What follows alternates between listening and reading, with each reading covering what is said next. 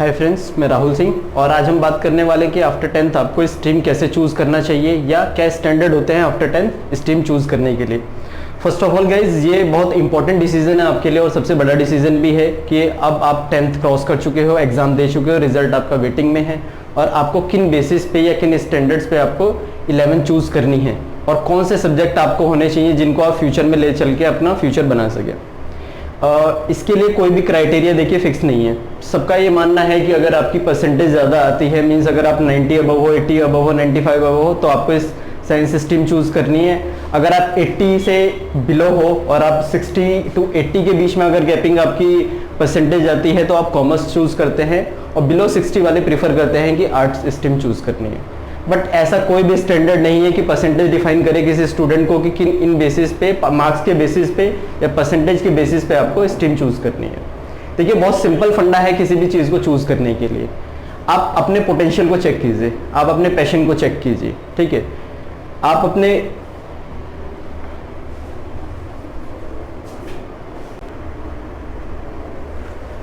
Think about the next step कि आपको after 12th कोई भी स्ट्रीम अगर चूज़ करके आप आफ्टर 12th क्या करते हैं। सपोज दैट अगर आपने साइंस स्ट्रीम चूज़ किया है तो आफ्टर दैट उसके बाद 12th के बाद आपको क्या करना है, इंजीनियरिंग करना है, बीएससी करना है, किसी फर्दर चीज़ में जाना है, मेडिकल करना है या क्या करना है, ठीक है। इसी तरीके से आपको ये भी डिसाइड करना चाहिए कि अगर आप कॉमर्स चूज़ करते हैं तो उसके बाद आपको क्या करना है, सीए के लिए जाना है, सीएस के लिए जाना है या बीकॉम करना है।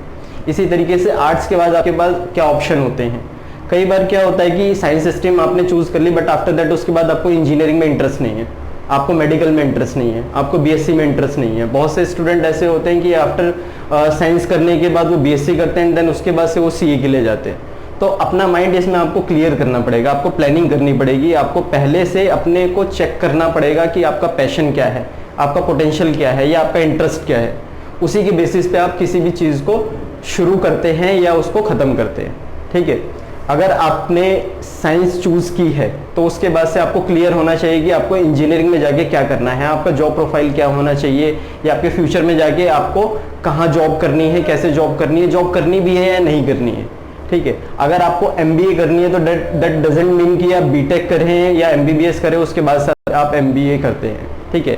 ये साइंस के बच्चों के साथ बहुत ज़्यादा प्रॉब्लम होती है कि वो इसके बाद नेक्स्ट स्टेप में अटक जाते हैं बिकॉज ऑफ आजकल इंजीनियरिंग के एडमिशन्स इतने ज़्यादा टिपिकल होते हैं कि 12th के बाद उनको गवर्नमेंट कॉलेज मिलता नहीं है और उसके बाद से वो गवर्नमेंट कॉलेज में अप्लाई कर नहीं पाते हैं और प्राइवेट कॉलेज में वो प्रेफर नहीं करते और वो ड्रॉप खेलते रहते हैं और उसके बाद से उनके सालों बेकार हो जाते हैं। अभी हमने बात की कि साइंस के स्टूडेंट में क्या क्या कंफ्यूजन रहती है। सेम इसी तरीके की प्रॉब्लम्स आती हैं कॉमर्स बैकग्राउंड में कि कॉमर्स वो कर लेते हैं, उन्होंने 12th कॉमर्स से पास आउट कर लिया, अच्छा परसेंटेज क्रैक कर लिया, देन उसके बाद से वो सीए के लिए अप्लाई करते हैं, सीएस के लिए अप्लाई करते हैं और उसके बाद से उनके पास कोई सेकेंड ऑप्शन नहीं रहता आफ्टर कि मतलब सीए और सीएस के बाद उनको थर्ड कोई ऐसा ऑप्शन ही नहीं दिखाई देगा कि वो क्या करे। बीकॉम के लिए अप्लाई करते हैं, सीए बहुत ज़्यादा आसान नहीं होता कि सीए सबका क्लियर हो जाए, सीएस भी इसी तरीके का एक टिपिकल प्लेटफॉर्म है। बीकॉम करने के बाद वो फिर से आगे जाके फंस जाते हैं कि what is the next step, ठीक है।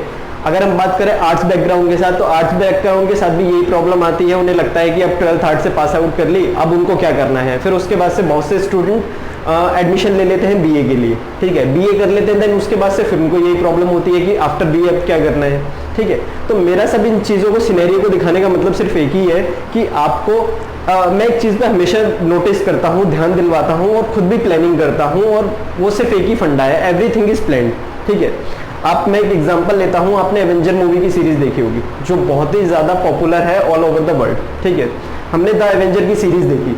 द एवेंजर की पहली जो मूवी आई थी वो 2012 में आई थी और देखिए कितना बड़ा उसने एक विजन ले रखा था कि आफ्टर मतलब 2019 यानी कि 2019 में उसका लास्ट मूवी आई उस सीरीज की।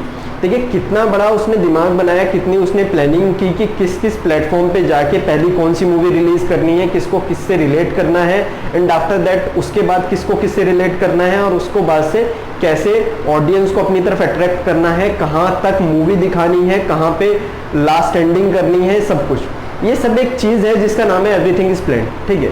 इसी तरीके से आपको भी अपनी प्लानिंग करनी ही पड़ेगी। इसके अलावा कोई ऑप्शन नहीं है। ये आपकी लाइफ का अब तक का सबसे बड़ा डिसीजन होने वाला है कि आप 10th पास आउट कर चुके हो और आपको स्ट्रीम चूज करनी है। इसका केवल एक ही फंडा है कि आपको आगे की प्लानिंग करनी पड़ेगी, आपको अपना पैशन देखना पड़ेगा, आपको अपना इंटरेस्ट निकालना पड़ेगा, आपको अपना पोटेंशियल निकाल के उसको देखना पड़ेगा कि आपका इंटरेस्ट क्या है। ठीक है, अगर मान लीजिए आपको साइंस, आपने साइंस स्ट्रीम ली है, ठीक है, और आपको इंटरेस्ट ही नहीं है उसमें, तो उसका कोई फायदा नहीं है। आप जाओगे फॉर्मेलिटी के लिए बीटेक करोगे, एमबीबीएस करोगे, अगर उसमें आपका इंटरेस्ट नहीं है तो वो आपके लिए वेस्ट है, टोटली वेस्ट है।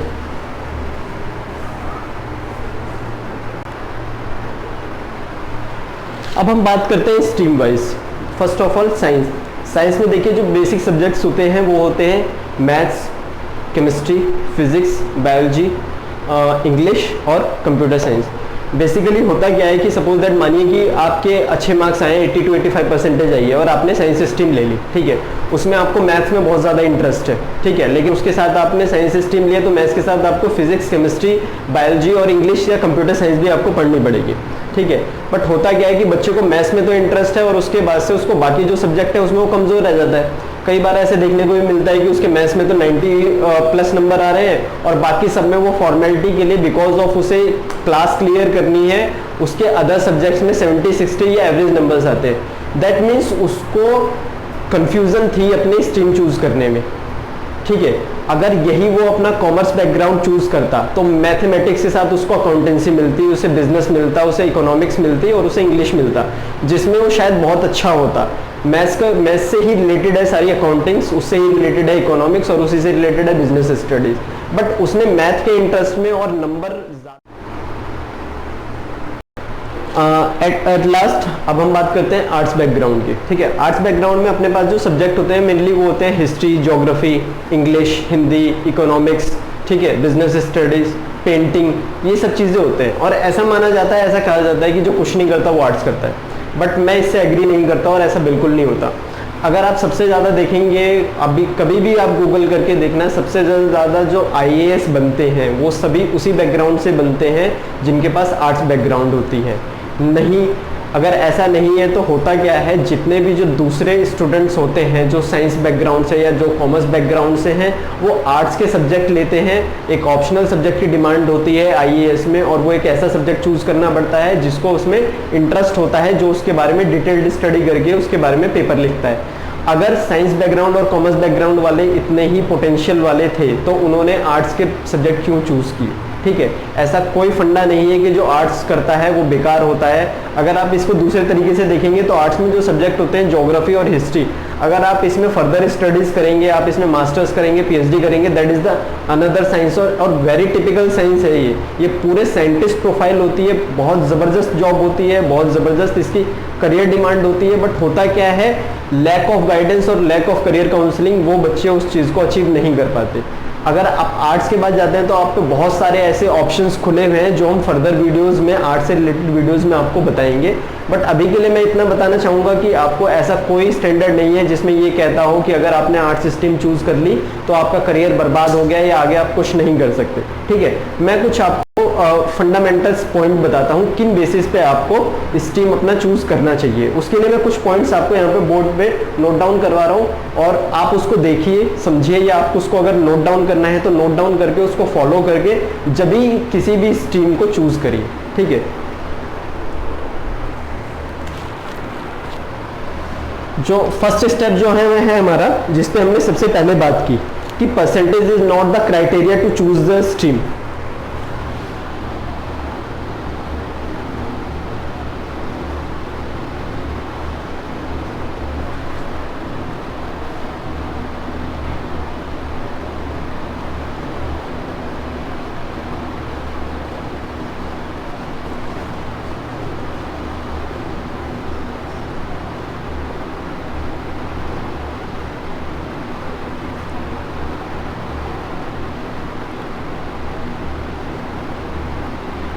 ठीक है, ये हमारा पहला पॉइंट हो गया कि percentage is not a criteria to choose the stream, ठीक है। इसमें सिंपल फंडा है जो हम पहले भी बात कर चुके हैं इसके बारे में कि परसेंटेज कभी भी डिफाइन नहीं करती कि आपका पोटेंशियल क्या है, ठीक है। आपको अपने पोटेंशियल पे जाना है, आपको परसेंटेज के ऊपर बिल्कुल नहीं जाना कि मेरी परसेंटेज 90 आ गई दैट मीन्स मैं अपना साइंस स्ट्रीम लूँ या कॉमर्स स्ट्रीम लूँ। ठीक है, हमारा नेक्स्ट स्टेप, हम उसके बारे में बात करते हैं, think about the next step. जैसे कि मैंने आपको समझाया कि 10th के बाद आपको 11th में स्ट्रीम चूज करनी है और 11th 12th के बाद आपको क्या करना है, that is the next step कि आपको आफ्टर 12th क्या करना है। आपको इंजीनियरिंग करना है, आपको मेडिकल में जाना है, आपको टीचर बनना है, आपको कोई फैशन डिजाइनर बनना है, आपको सिंगर बनना है, आपको स्पोर्ट्समैन बनना है। तो ये हमारा नेक्स्ट स्टेप होता है कि एक स्टेप की हम आगे की सोचें।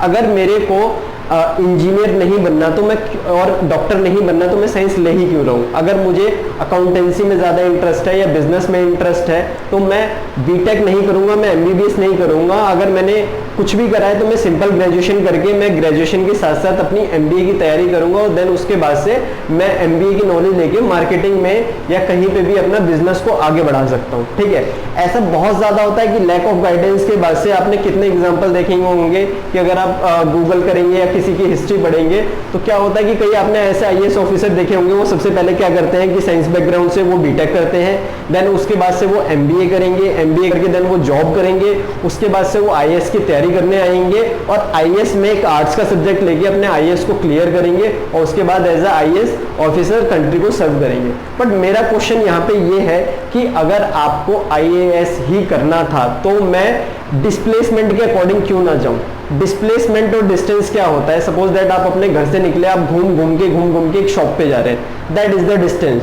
और आप डायरेक्ट शॉर्टकट लेके उस दुकान तक जा रहे हैं, दैट इज द डिस्प्लेसमेंट। तो मेरा कंसर्न ये है कि अगर आपको सब कुछ क्लियर है कि आपको आईएएस बनना है तो आपको इतना घूम के जाने की जरूरत क्या है कि आपको पहले बीटेक करना पड़े, देन उसके बाद से आपको एमबीए करना पड़े, देन उसके बाद से आप जाते हो आईएएस की तैयारी करने के लिए। मैं अगर यहाँ पे होऊंगा या मैं किसी को गाइड करूंगा तो मैं सिंपल उसे गाइड करूंगा कि बच्चे आप 12th करो, 12th के बाद आप ग्रेजुएशन करो, ग्रेजुएशन के साथ साथ आप तैयारी करो आईएएस के लिए और उसके बाद से आप आईएएस को क्लियर करो और उसको जॉब करो। ठीक है, बट ऐसा नहीं होता, that is the lack of guidance. और यही चीज मैं आपको समझाने की कोशिश कर रहा हूँ कि टाइम बहुत कॉस्टली होता है, उस टाइम में आप बहुत कुछ कर सकते हो। ठीक है, और यही मोटो है यहाँ पे इस वीडियो को बनाने का, आपको समझाने का कि किन बेसिस पे आपको स्ट्रीम चूज करना है और आपको एक अच्छा करियर ऑप्शन चूज करना है बिना टाइम वेस्ट करते हुए। तो हमारा सेकेंड स्टेप है think about the next step.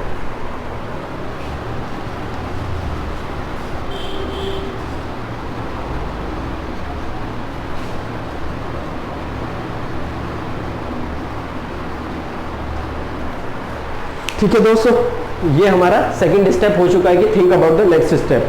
अब हम अपने तीसरे पॉइंट पे आते हैं। मैंने बोला आपको कि आप अपने को पहचानिए, आपका पैशन क्या है। ठीक है, चेज योर पैशन, यानी कि आपका पैशन क्या है, आपको क्या करने का मन है अंदर से। मैं मम्मी पापा के प्रेशर में मैं साइंस स्ट्रीम चूज कर सकता हूँ, बट मेरी अंदर से आवाज़ ये कहती है, मेरा पैशन ये है कि मुझे क्रिकेटर बनना है। तो मैं क्यों नहीं अपने मम्मी पापा से आज बात करूं कि मुझे कल बात करनी पड़ेगी, प्लीज मेरे लिए कोई जॉब लगवा दो, सोर्स लगवा लो, या मुझे पैसे दो, मुझे कुछ काम शुरू करना है। अगर मैं एक अच्छा क्रिकेटर बन सकता हूं, मैं एक अच्छा स्पोर्ट्समैन बन सकता हूं, या मेरे 90% आ गए, उसके बाद से मेरा हिस्ट्री पढ़ने का मन है, मेरा ज्योग्राफी पढ़ने का मन है, मैं एक ज्योग्राफिकल साइंटिस्ट बन सकता हूँ, या मैं एक ASI आर्कोलॉजिकल सर्वे का आर्कियोलॉजिस्ट बन सकता हूँ, एक एंथ्रोपोलॉजिस्ट बन सकता हूँ। अगर मेरा इन चीज़ों के पीछे बनने का मन है तो मैं क्यों अच्छे नंबर आने के बावजूद अपने घर वालों के प्रेशर में मैं कोई साइंस स्ट्रीम क्यों चूज करूं।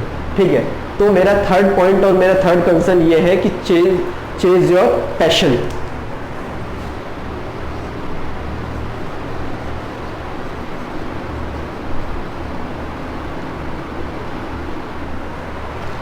ठीक है दोस्तों, नेक्स्ट है अपना फेस योर पोटेंशियल। आपको ये पता होना चाहिए कि आप कितनी ज़्यादा पढ़ाई कर सकते हो।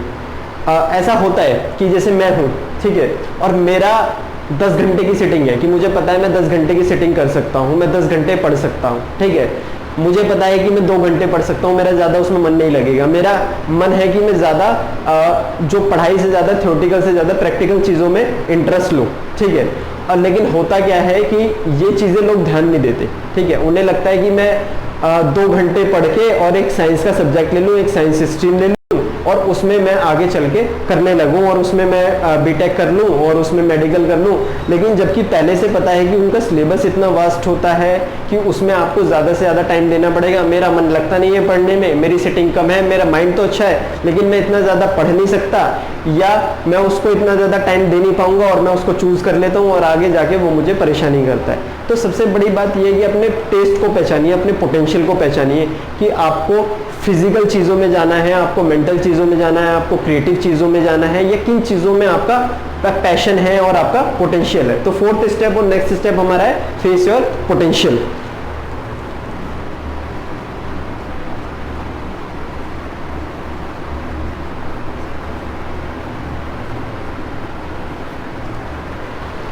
दोस्तों अब हमारा लास्ट और फाइनल जो स्टेज है और जो हमारा पॉइंट है वो बड़ा ही क्लियर है, जिसके पीछे मैंने आपको अभी एक एग्जांपल भी दिया, एवरीथिंग इज प्लान्ड। ठीक है, हमें सिंपल एक चीज़ करनी है कि हमें सब कुछ पता होना चाहिए, हम क्या कर रहे हैं, क्यों कर रहे हैं, कैसे करना है। ठीक है, उसके बारे में एक एक चीज़ हमें पता होनी चाहिए।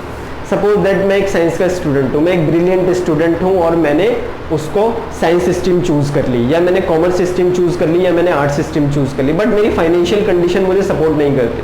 ठीक है, तो मुझे ये पता होना चाहिए कि मुझे गवर्नमेंट कॉलेज में कैसे एडमिशन लेना है। मुझे गवर्नमेंट कॉलेज में एडमिशन लेने के लिए मुझे पढ़ाई करनी पड़ेगी। अगर मेरे पास फाइनेंशियल कंडीशन मेरी ठीक नहीं है तो मुझे अभी से तैयारी करनी पड़ेगी, बिकॉज ऑफ मुझे सेल्फ स्टडी करनी है। तो सेल्फ स्टडी में मुझे क्या पढ़ना है, कैसे पढ़ना है, कौन से गवर्नमेंट कॉलेज में अप्लाई करना है, ये सब चीज़ें हमारी प्लानिंग का पार्ट होती है। ठीक है, सपोज दैट मुझे साइंस स्ट्रीम मैंने चूज़ कर रखी है बट मुझे कॉमर्स बैकग्राउंड में भी इंटरेस्ट है। होता क्या है कि देखिए, जो साइंस का स्टूडेंट है वो कॉमर्स के कोर्सेज के लिए भी अप्लाई कर सकता है, बट एक कॉमर्स का स्टूडेंट साइंस के कोर्सेज के लिए अप्लाई नहीं कर सकता। इसी तरीके से जो एक साइंस और कॉमर्स वाला स्टूडेंट है वो आर्ट्स के कोर्सेज के लिए अप्लाई कर सकता है, लेकिन एक आर्ट्स का स्टूडेंट अपने कॉमर्स के लिए सीए के लिए अप्लाई नहीं कर पाएगा, अपने बीटेक के लिए अप्लाई नहीं कर पाएगा, अपने मेडिकल के लिए अप्लाई नहीं कर पाएगा। ठीक है, लेकिन जो एक साइंस का स्टूडेंट होगा वो आपको दूसरे सब्जेक्ट्स के लिए, चार्टेड अकाउंटेंट के लिए भी अप्लाई कर सकता है, और बहुत सारे ऐसे कोर्सेज होते हैं आर्ट्स में भी जिनको वो अप्लाई कर सकता है। ठीक है, तो अपने को ये भी पता होना चाहिए कि हम क्या चीज़ कर रहे हैं, कैसे करना है और कैसे करना है आगे। तो एवरीथिंग इज प्लान्ड बड़ा इम्पॉर्टेंट और बड़ा ही, इसे कह लीजिए रिजिड, मतलब इसको आपको सोचना ही पड़ेगा। अगर आपने ये चीज़ छोड़ दी, प्लानिंग छोड़ दी, तो आप परमानेंट, मतलब जो सक्सेस गारंटी है वो आपकी बहुत लो हो जाती है। तो आपको प्लानिंग करनी ही पड़ेगी। तो हमारा लास्ट और फाइनल स्टेप जो है वो है एवरीथिंग इज प्लान्ड।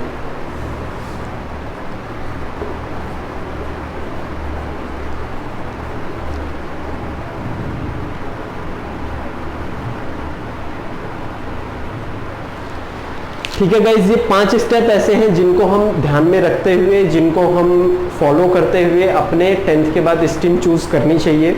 ये हमारा फर्स्ट वीडियो है जिसमें हम आपको करियर काउंसलिंग के गाइड करते हैं। देखिए, बहुत सारे ऐसे कोर्सेज हैं साइंस में, कॉमर्स में और आर्ट्स में जिनके बारे में आप अभी नहीं जानते।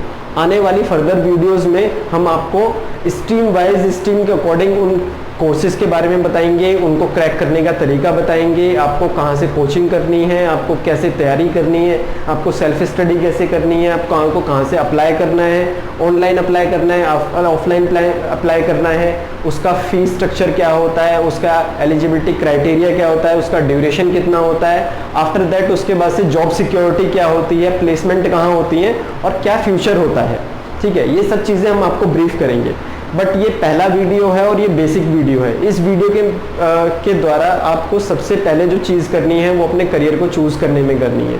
ये स्पेशली वीडियो हमने बनाया है 9th और 10th के स्टूडेंट के लिए बनाया है, जो इस बारे में इसको वीडियो को देख के अपना पॉइंट को, अपने माइंड को क्लियर कर सके कि हमें कैसे स्ट्रीम चूज़ करनी है। Thank you.